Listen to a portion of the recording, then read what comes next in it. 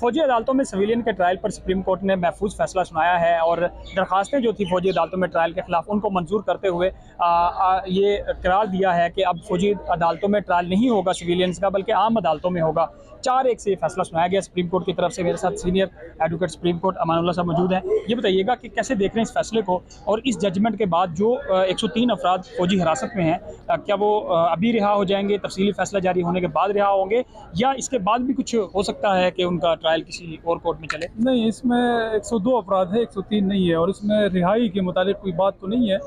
ये जो फैसला इसमें तो उसको चैलेंज किया गया था कि आया पाकिस्तान के आईन के होते हुए मिलिट्री कोर्ट्स में सिविलियन का ट्रायल किया जा सकता है या नहीं।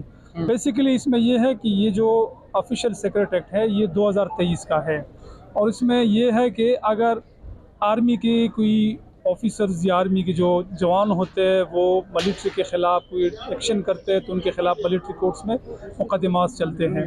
इसी तरह अगर कोई सिविलियन किसी मिलिट्री इंस्टॉलेशन के ऊपर हमला करता है, वहाँ तोड़ फोड़ करता है, नुकसान पहुँचाता है, तो उस ये जो आर्मी ऑफिशियल सीक्रेट एक्ट है उसमें सिविलियन के ख़िलाफ़ ये भी था कि सिविलियन के ख़िलाफ़ भी केस चलेंगे ऑफिशियल सीक्रेट एक्ट के तहत।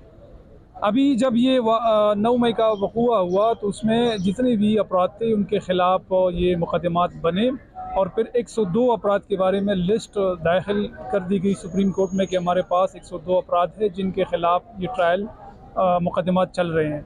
और इसके बाद मिलिट्री कोर्ट्स को वो तमाम अपराध जो एंटी टेररिज्म कोर्ट ने उनको हैंड ओवर किए थे मिलिट्री कोर्ट्स को। फिर इसके बाद इस केस को चैलेंज किया गया, ये जो कानून है इसको। ठीक है, ये चैलेंज हो गया। अब अदालत ने फैसला दे दिया है कि 102 अफराद का मिलिट्री ट्रायल नहीं होगा। इसको आप कैसे देख रहे हैं कि ये अब जो जब इनका आम अदालतों में ट्रायल हो रहा होगा, इस दौरान ये फौजी हिरासत में ही रहेंगे या इनको आम अदालतों के अलावा पुलिस के हवाले कर दिया जाएगा? सबसे पहले तो इनको हैंड ओवर करेंगी पुलिस, और ये जेल में जाएंगे सिविल प्रिजन में। वहाँ से सिविल अदालत ये सिविल कोर्ट्स नहीं है बल्कि एंटी टेररिज्म की अदालतें हैं। उन्होंने जो एक्ट किया है वो क्रिमिनल कोर्ट है, क्रिमिनल कोर्ट है। एंटी टेररिज्म के कोर्ट्स मौजूद है और तकरीबन हर ज़िले में मौजूद है। तो जहाँ जहाँ जिस थाने में उनके खिलाफ एफआईआर दर्ज रजिस्टर हुई है वहाँ पे जो एंटी टेररिज्म कोर्ट्स है वहाँ पे उनका ट्रायल होगा। ठीक है, और इसका हरगिज़ ये मतलब नहीं है कि ये बंदी रिलीज़ होंगे, ये जेलों में होंगे, ज़ाहिर है ट्रायल चलेगा, इसके बाद फैसला आएगा। ठीक है, इसमें एक और मुझे बता दें कि प्रैक्टिस प्रोसीजर बिल के बाद ये जो फैसला है इसको चैलेंज किया जा सकता है? हाँ बिल्कुल, इसको चैलेंज किया जा सकता है।